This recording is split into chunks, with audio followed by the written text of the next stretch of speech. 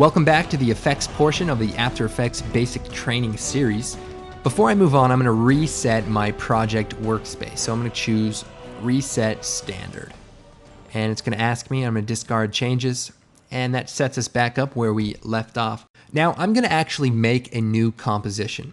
And I'm going to take this mall video of this girl and drag it into this button. And this is the Make New Comp button. And what that's going to do is make a new composition with all of the same settings as the piece of footage. So the size of the composition, the frame rate, all going to be exactly what the footage is, including the length of the piece of footage. So that's helpful if you're working on shots and you want to quickly make a brand new comp. You don't even have to go to the new comp dialog. So in this composition, we're going to start playing around with effects and effects controls and see how After Effects handles adding filters.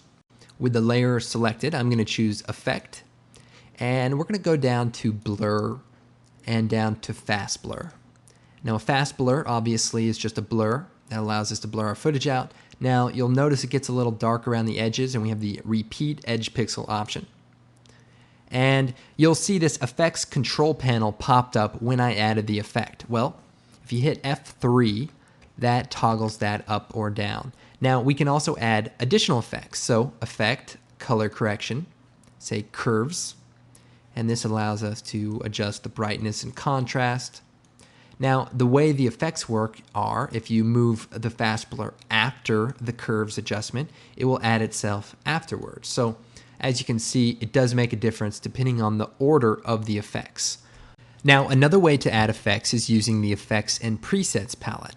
What this allows you to do is find effects pretty quickly. So if I'm looking for a glow, I can type glow, and our stylized glow filter pops up. Now to add this to our footage, we can drag it directly to the piece of footage or to the instance in the timeline.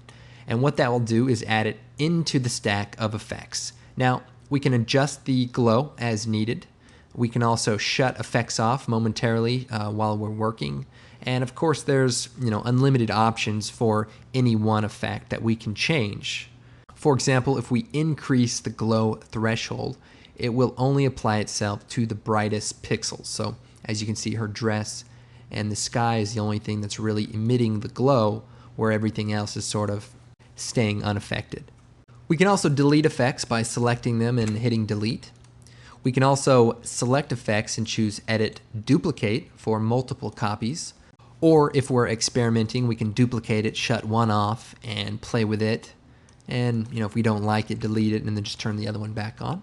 Now there's a whole nother set of effects, and those are the Generate effects. So with the layer selected, I'm going to choose Effect, Generate, and in here we have a whole bunch of different effects. So a ramp is basically a gradient, and the gradient can be adjusted as needed.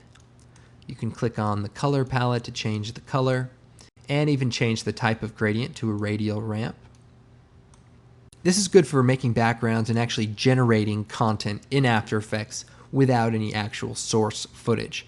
Now there's other effects such as Generate Lens Flare, and the lens flare, as you probably know, is sort of the light blowing out the lens effect. And there's a whole bunch of other effects that you can use inside of your project. Now let me quickly show you a few common ones. First, color correction, hue, and saturation. This is a really good filter for colorizing your footage. So if I click on the colorize checkbox, everything now has a tint color of this sort of reddish brown. We can change the hue by clicking and dragging this parameter.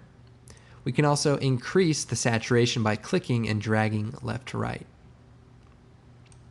Now, say we want to go for a sepia look. Well, we can go to sort of an orangish yellow and bring the saturation down just a bit, and there we have it.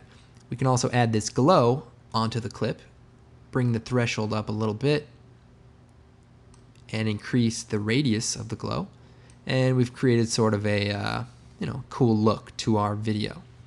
Now, another popular effect is the effect Color Correction Change to Color. And what this allows you to do is pick a color, like her shirt, and change it to another color, like blue.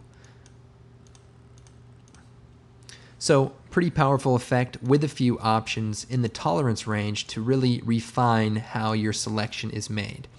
Now, of course, all of these effects are keyframeable or animatable. So we can add a blur that starts out at 0 and goes up to 50, or a brightness that starts really bright and comes back down. And that's what we're going to cover in the next segment on animation.